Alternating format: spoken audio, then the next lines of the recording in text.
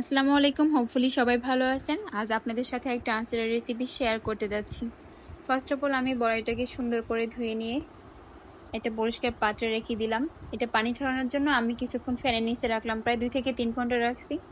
আপনারা চাইলে বেশি সময় রাখতে পারেন, কারণ আচারের মধ্যে পানি রাখা যাবে না। এই যে ফার্স্ট অফ অল আমি একটা প্যান উঠাই দিলাম, তার মধ্যে কিছু তেল ঢেলে দিলাম।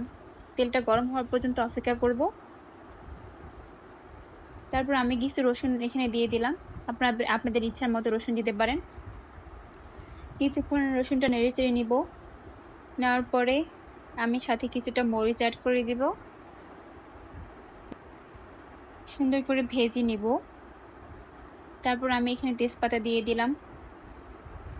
সবগুলাই আমি সুন্দর করে একটু ভাজবো, সেন্টটাও সুন্দর আসে। এখানে ভাজার পরে আমি বড়ইটা ঢেলে দিলাম এখানে।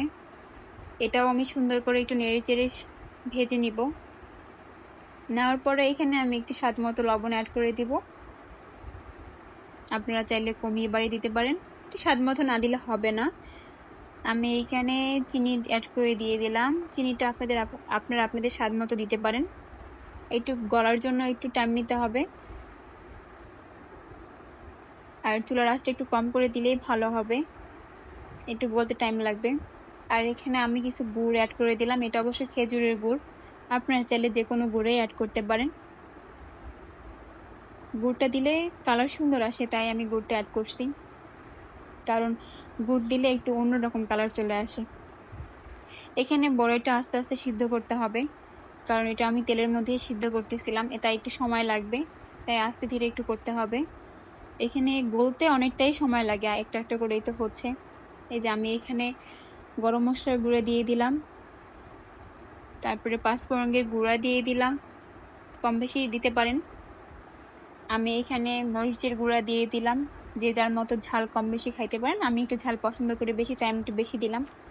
এখানে জিরা গুঁড়া, তারপরে হচ্ছে ধনিয়া গুঁড়া, আমি সবই অ্যাড করে দিলাম, কারণ আচারের মধ্যে মশলাটাই সবচেয়ে বেস্ট। এটা যদি কম বেশি হয় তাহলে মজা লাগে না, তাই বেশি দিলেও কোনো সমস্যা নেই। এই তো আস্তে আস্তে গলে যাচ্ছে আমার মানে চিনিগুলোও গলে যাচ্ছে অ্যান্ড বড়ইগুলোও গলে যাচ্ছে। একটু টাইম নিতে হবে, অনেকটা টাইম নিতে হবে, অনেকটা টাইম লাগছে।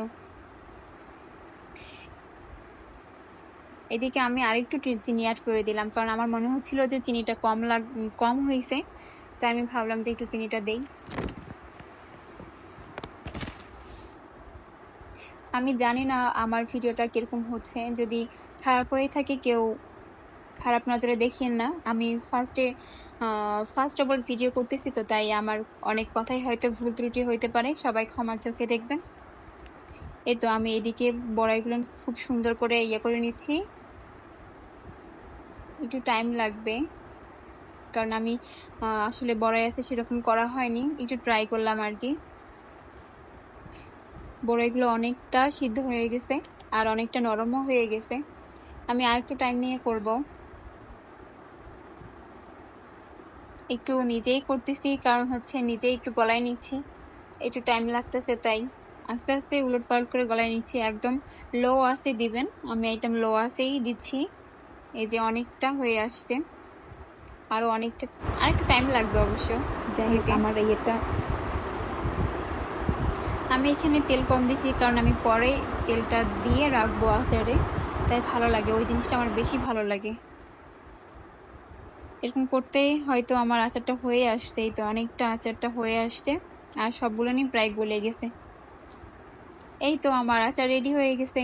যদি কারো কাছে ভালো লেগে থাকে আর খারাপ লেগে থাকে কমেন্টে জানাবেন, আর আমার ভুল ত্রুটিগুলো সবাই একটু ধরে দিবেন, একটু ক্ষমার চোখে সবাই দেখবেন, আর আমার চ্যানেলটাকে একটু সাবস্ক্রাইব করে দিবেন। আল্লাহ হাফেজ।